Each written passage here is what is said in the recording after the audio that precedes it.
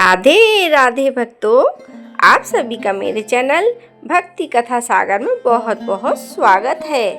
भक्तों, आज हम आपको बताएंगे कि गंगा दशहरा 2026 में कब है, सही तिथि क्या है, शुभ मुहूर्त क्या है, गंगा दशहरा का स्नान दान का समय क्या है, गंगा जी में दीपदान किस तरह से कर सकते हैं और आप गंगा जी की पूजा घर पे रहकर किस तरह से कर सकते हैं, अर्थात गंगा दशहरे की सरल पूजा विधि क्या रहने वाली है। तो आइए आपको सभी जानकारी देते हैं। भक्तों, गंगा दशहरा ज्येष्ठ मास की शुक्ल पक्ष की 10वीं तिथि को मनाया जाता है। गंगा दशहरे के दिन माँ गंगा की विशेष रूप से पूजा अर्चना की जाती है। गंगा स्नान और दान पुण्य करने का खास महत्व इस दिन जरूर रहता है। आइए जानते हैं साल 2026 में गंगा दशहरा कब मनाया जा रहा है और गंगा दशहरे की पूजा स्नान दान का शुभ मुहूर्त क्या रहने वाला है। गंगा दशहरा शुभ मुहूर्त 2026 साल 2026 में गंगा दशहरा 25 मई सोमवार को मनाया जाएगा। 10वीं तिथि प्रारंभ होगी 25 मई प्रातःकाल 4:30 पर और इसकी समाप्ति तिथि होगी 26 मई प्रातःकाल 5:10 पर। हिंदू धर्म के अनुसार जो तिथि हमें उदयकालीन तिथि के अनुसार प्राप्त होती है, उसी दिन वह त्योहार मनाया जाता है। सो इस बार 25 मई को हमें 10वीं तिथि उदयकालीन तिथि के अनुसार प्राप्त हो रही है, इसलिए हमें 25 मई को दिन सोमवार को गंगा दशहरे की पूजा करनी है। इस दिन स्नान दान का शुभ मुहूर्त रहेगा सुबह 4:30 से सुबह 5:30 तक। यदि संभव हो तो गंगा दशहरे के दिन किसी पवित्र नदी या गंगा जल मिले जल में स्नान करना चाहिए। इस दिन 10 प्रकार की वस्तुएं जैसे 10 पंखे, 10 मटके, 10 फल, 10 सुपारी दान करनी चाहिए। माँ गंगा की पूजा और उनकी आरती करें। इस दिन गंगा मैया के अलावा भगवान शिव की पूजा करें। ओम नमः शिवाय मंत्र का जाप करना चाहिए। मान्यता है कि गंगा दशहरे के दिन पितरों का तर्पण करने से पितरों को मोक्ष की प्राप्ति होती है। गंगा दशहरे पर क्या नहीं करना चाहिए। गंगा दशहरे के दिन तामसिक चीज़ों का सेवन नहीं करना चाहिए। इस दिन बेकार की चीज़ों का दान नहीं करना चाहिए। गंगा दशहरे के दिन काली चीज़ों का दान भी नहीं करना चाहिए। आज के दिन काले रंग के वस्त्र पहनने से बचना चाहिए।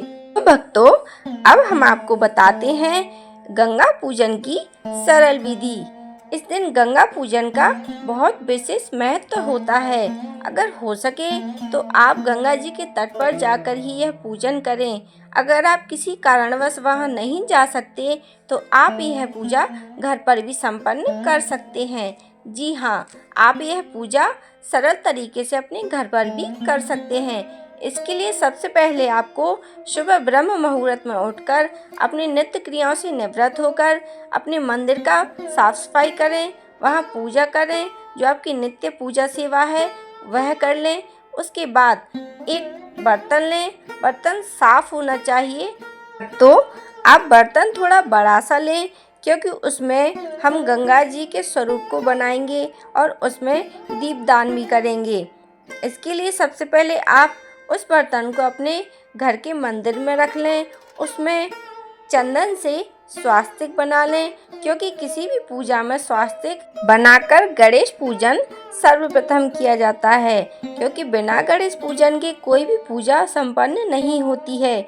इसलिए उस बर्तन में चंदन से स्वास्तिक बनाकर उसमें थोड़ा सा गंगा जल डाल लें और उसमें साफ शुद्ध पानी डाल लें।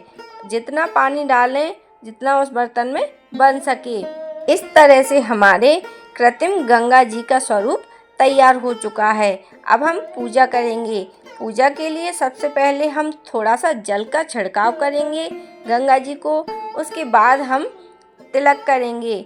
तिलक 10 करना है, क्योंकि 10 के अंक का बहुत महत्व है इस दिन।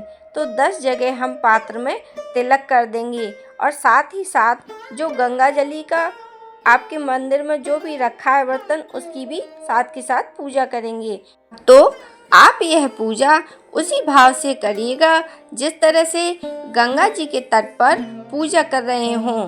तो आगे हम तिलक करने के बाद अक्षत समर्पित करेंगे, थोड़ी सी हल्दी समर्पित करेंगे और वस्त्र रूपी कलावा समर्पित करेंगे। इसके बाद हम थोड़े से पुष्प अर्पित करेंगे और भोग लगाने के लिए कुछ भी मीठा होना चाहिए।